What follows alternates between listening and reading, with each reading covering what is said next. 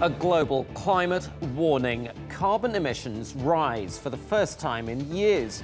We look at some radical proposals to save the world and its economy from climate change.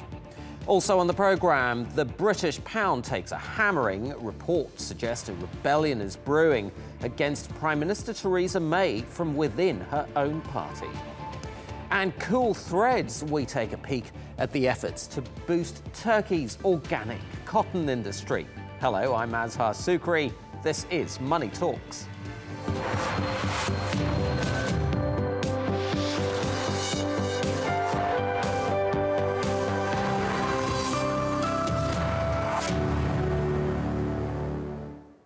If you believe climate change is one of the biggest threats to the global economy, the latest findings by scientists makes for some worrying reading. Global carbon emissions are on the rise again after holding steady for 3 years. And policymakers gathered in Germany for the latest round of climate change talks fear the goals set by the 2015 Paris Agreement are slipping away from them. Now, the Global Carbon Budget Report suggests CO2 emissions are likely to climb 2% to hit a record high of 41 billion tonnes this year.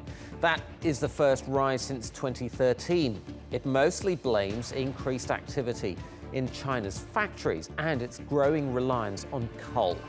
Carbon emissions in Europe and the US are expected to drop slightly as those regions shift from coal to natural gas. Now, findings like these are pushing scientists to look at ever more radical ways of reducing the amount of carbon in the atmosphere. Some of these include sucking carbon dioxide directly out of the air with giant fans and dimming the sun's rays that hit the Earth. The researchers behind these projects say replacing fossil fuels with renewable energy sources just won't be enough to meet global CO2 reduction targets. Sarah Morris has more. Plucking carbon out of thin air. That's exactly what this plant in Switzerland is doing. The fans push air through a filter which collects the carbon dioxide. The gas is then piped to a greenhouse to help grow vegetables. In Iceland, the technology is being tested in a similar project, but here the carbon dioxide is pumped underground, locking it away for good. We are planning a scale-up of what we are doing, so a scaled-up CO2 capture plant. We can go up to thousands, 10,000, 100,000, and even up to millions of tons of CO2 per year that can be extracted from the atmosphere. But this technology, known as direct air capture, is expensive, and it would take around 250,000 of these plants to capture 1% of the world's carbon emissions. Luckily, there are other options. Harvard University engineers are hoping to dim the sun by spraying sulfates into the atmosphere to reflect sunlight back into space to reduce the temperature of the Earth. And already underway is a technique known as BECCS, where biocrops absorb CO2 as they grow. They are then burned for energy and the carbon is buried underground. BECCS is one of the preferred options for how we might be able to remove carbon dioxide from the atmosphere because it can offer a large capacity to take CO2 out of the atmosphere, but at the same time it generates electricity, which makes it more cost effective than some of the other options such as direct air capture. Here in rural England we have a prime example of a biocrop. This is miscanthus, or colloquially known as elephant grass. And the best thing about it is it provides not only a win for the environment, but also the farmer. So it's taken about 8 months for the crop to get to this height, which is amazing really when you think about it. Will Sargent grows miscanthus on just over 18 hectares of his duck and mixed cropping farm in Norfolk. Once harvested, it's delivered to a local power plant. The field we're standing on here is actually called the barren field because nothing would grow on it. It was just grass and rabbits. And this was a way of actually being able to grow something that was profitable, and also you weren't taking anything away from land that could potentially grow food on. As scientists rush to develop these carbon-sucking technologies, they also warn they can't be seen as a silver bullet solution to climate change. They're expensive and complex, and they should supplement emissions reduction efforts, not replace them. Sarah Morris, TRT World, Suffolk. Joining me now from the COP Summit in Bonn is Alzbeta Klein. She's the Director and Global Head for Climate Business at the International Finance Corporation. That's a part of the World Bank Group. Great to have you on Money Talks, Alzbeta. Tell us, what's the mood in COP right now compared to Paris 2015? Has the optimism of that summit given way to pessimism now? Hi, great to be on a show with you. So the mood here in Bonn is obviously that of climate being a major threat, but it's also an amazing business opportunity. And what we are seeing here is much more of a balance towards the opportunity rather than just a threat. We have done some research indicating that this is a $23 trillion business opportunity today and more to come. That is interesting because that, of course, is probably the way to push things forward through the market itself, which is what you're trying to do. You recently wrote about 5 ways to jumpstart investments in business that help fight against climate change. Things like greener ways of growing crops, greener buildings, smart cities. How are emerging markets adapting to these kinds of realities?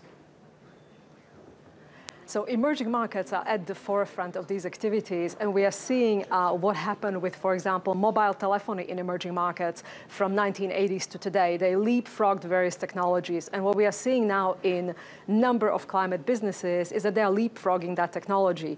We are seeing renewables now replacing grid connections and moving into off-grid, especially in parts of Africa where there is very little grid available. We are seeing climate-smart agriculture, which is developing in parts of Africa and parts of Latin America that feed the world. We are seeing it in green buildings because whereas a lot of developed world is already built today, emerging markets are building as we speak, and they are building green and increasingly building green. We are seeing that in smart cities. There are a number of cities in several emerging markets that took it to their heart to make a difference with climate smart infrastructure, whether it be bicycle lanes, whether it's a public transport, light rail, and last but not least, it's a green finance. We have seen here at COP the first issuance of a green bond by a small island economy, by Fiji, and we are seeing growth and interest from many emerging markets in this space. Speaking of that bond, which we featured recently, the Fiji Green Bond, but what is the potential size for emerging markets debt over the next 5 years, for example? What sort of growth are you seeing there? So green bonds have been growing tremendously in developed and in emerging markets. We have seen growth from about $70 billion in total to about 120, 130 billion this year.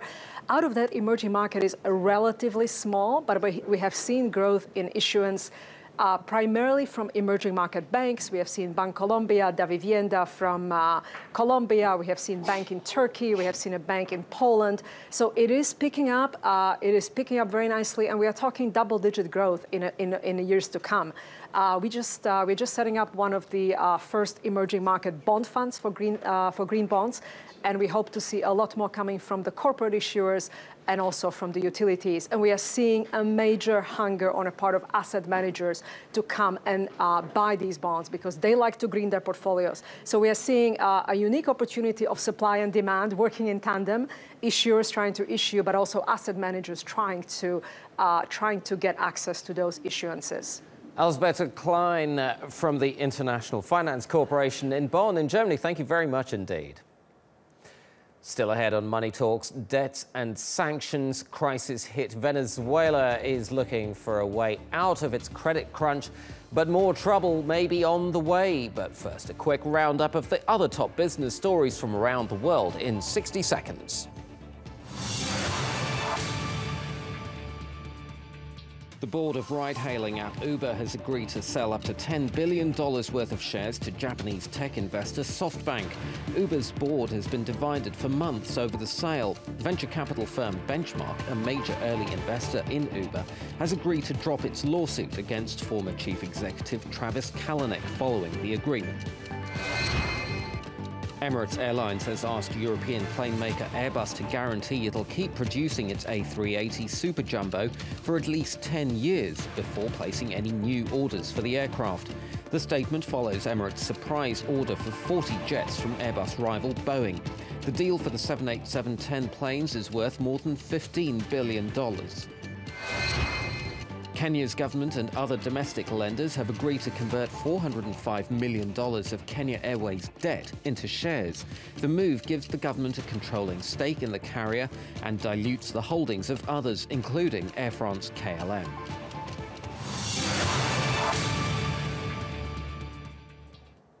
The British pound's latest fall has shown just how vulnerable it is to political factors. The Sunday Times newspaper reported that 40 members of Parliament from Prime Minister Theresa May's Conservative Party have agreed to sign a letter of no confidence over her handling of Brexit.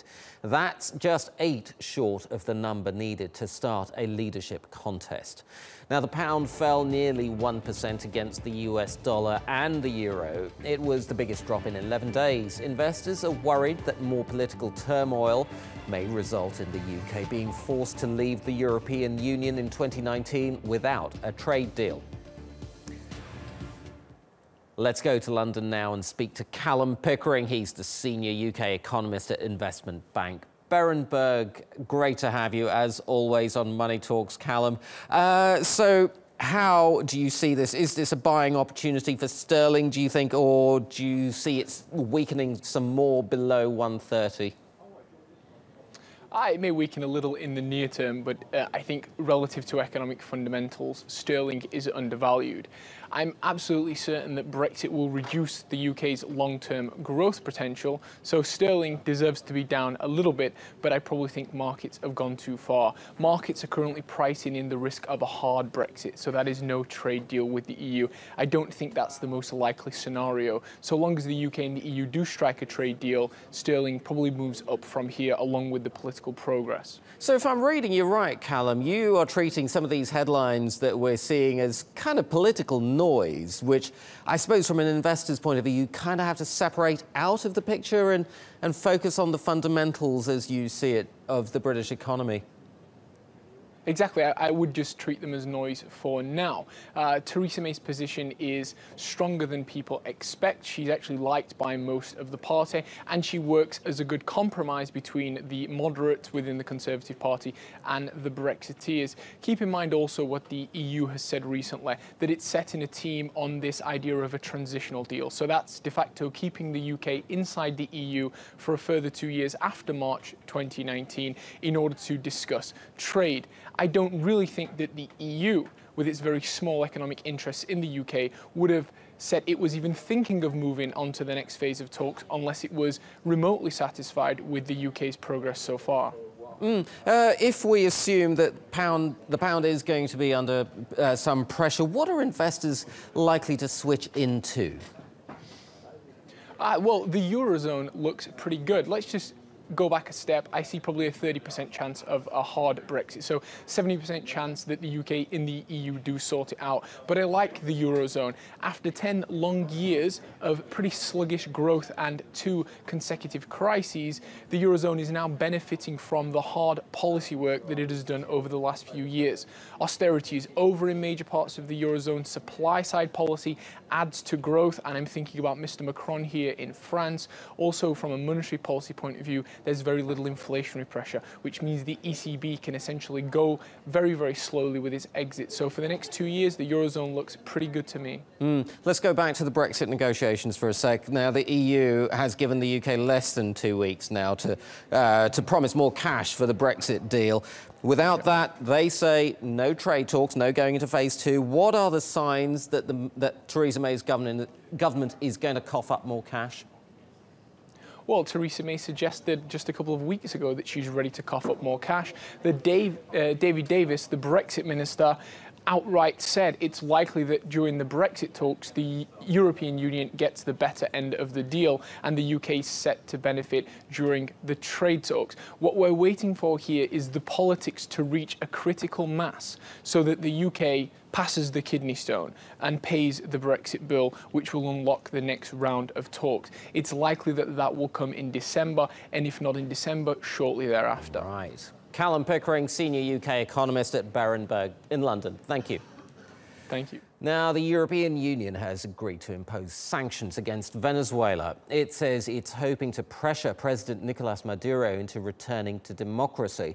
The decision was made as Venezuela prepares to restructure parts of its foreign debt. Caitlin McGee has more. Banning arms sales, freezing assets and imposing travel restrictions on government officials. These are the sanctions European Union members have just approved for Venezuela. We've got new sanctions on Venezuela, which the UK has been leading on, trying to get Mr. Maduro to see sense about what he's doing. Since 2008, the UK alone sold at least $3.3 million worth of military goods to Venezuela. But while the EU has been divided on who to target, the US last week imposed new financial sanctions on Venezuelan officials it said were involved in election irregularities. Some of Venezuela's critics in the US say individual sanctions carry symbolism but have had barely any impact, and they want to target the country's financial and oil industries. But the EU is holding back. Venezuela is an OPEC member and one of the biggest oil producers in the world. And BP CEO Bob Dudley says the state of the country's economy is a major concern for the global oil industry. Venezuelan officials are now meeting investors in Caracas to renegotiate debt estimated at around $150 billion. The country needs to repay at least $1.5 billion in interest on various bonds by the end of this year, and around $80 million on a bond for state oil company PDVSA by Monday. $8 billion in repayments are due next year, a tough prospect for a country that has less than $10 billion in currency reserves. It wants to restructure debt and bonds to try and avert a default. A default would cut Venezuela out of financial markets and prevent it from borrowing. They're betting that Venezuela will default, but never. Venezuela will never default. It will never happen. And although delayed, his government has made almost $2 billion in payments over the past 2 weeks. But many believe Maduro won't be able to fulfill his promises. Venezuela's economy has been in recession for 4 years. Since April, anti-government protests and clashes across the country have left at least 125 people dead. Elections held in Venezuela last month were a turning point that hardened the EU's stance against the South American country. While polls suggested the opposition could easily win a majority, the results were in favour of President Maduro's ruling Socialist Party.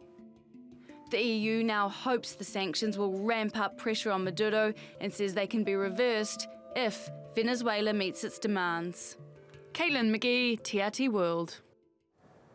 Let's discuss this further now. Our editor-at-large, Craig Peters, is in Paris. But first, let's go to Jorge Piedrahita. He's CEO of Gear Capital Partners, a New York-based investment firm. Thank you very much to both of you for joining us. Jorge, I'd very much like to start with you first, if I may.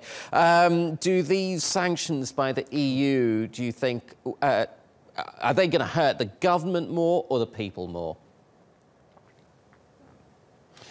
Well, at this point, because there are no economic sanctions to speak of, really the people of Venezuela will not suffer because of these sanctions. I think the part that is probably more troublesome for government officials is the restriction for travel into Europe, where some of them may have family living there, and so on. So that is the bad news. The good news is all of these sanctions are reversible, and in the short run it is hard to expect further sanctions from the EU, given how long it took for the EU, the 28 members, to agree on this set of sanctions.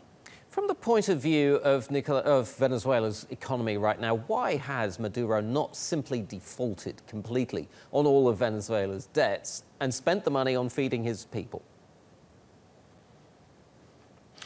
Well, Venezuela, one thing we need to understand is that Venezuela, and in particular PDVSA, has very strong commercial linkages with the rest of the world. So in that sense, it needs to trade with the rest of the world, which is primarily to sell its oil.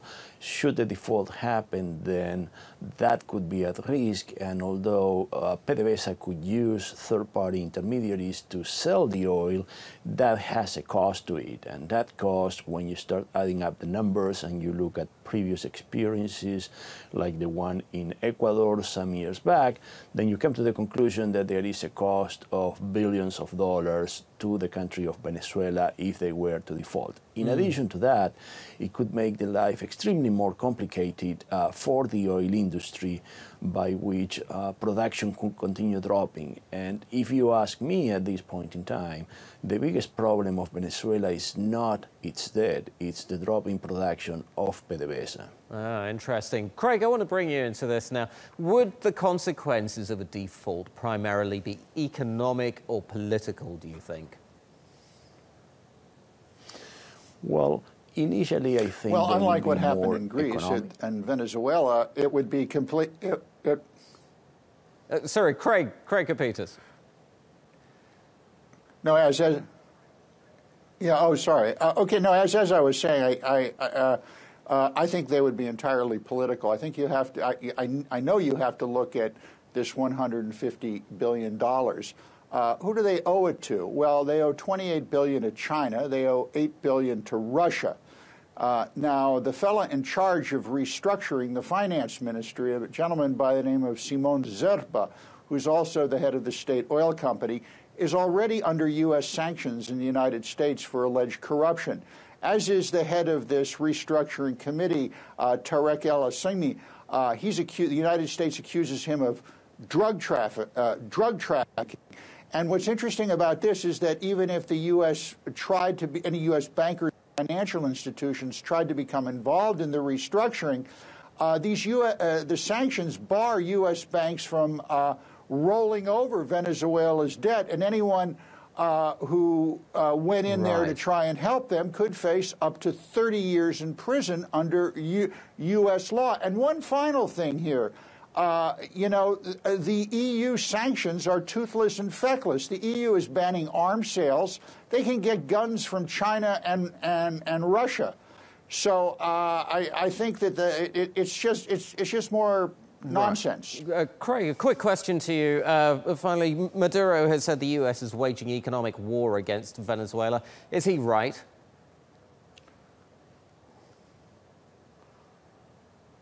Well, yes, they are. That doesn't necessarily mean that it's an unjust war, but they are. President Trump and his administration are involved in this kind of economic brinksmanship that, in my opinion, they're not capable of carrying out. Because, listen, the more the U.S. puts pressure on Venezuela, the more they go to China and Russia. Right. Craig, I want to stop you there for a second because, Jorge, one final question to you, if I may. Will Venezuela, do you think, be able to come to an agreement with its creditors that satisfies everybody, including the Venezuelan people? I don't think that in the short run you have the conditions for creating such an agreement. As it was mentioned, the sanctions are an impediment for U.S. institutions to participate in a deal. And then you also need the approval of the National Assembly in addition to probably some sort of overarching political agreement that makes this go Jorge through. Pedrita, I'm afraid I'm going to have to cut you off there. We're out of time, but love to have this discussion some more in the future. Gentlemen, thank you both. Thank you. Now, growing numbers of people are demanding organic food, but the market for clothing made from non-genetically modified organisms without the use of pesticides is also expanding rapidly, and Turkey is trying to grow its global share of that market.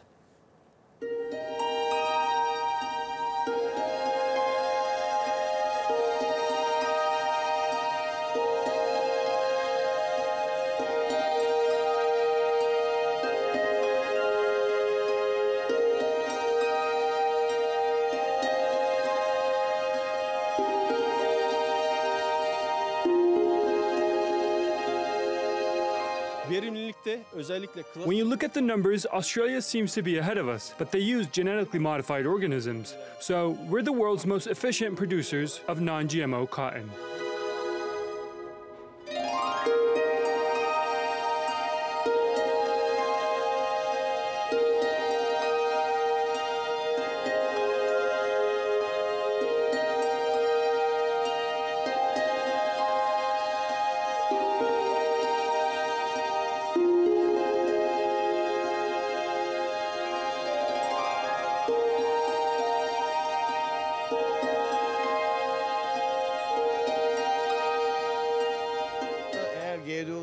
If we can brand GMO-free cotton in the textile industry, our success will be doubled.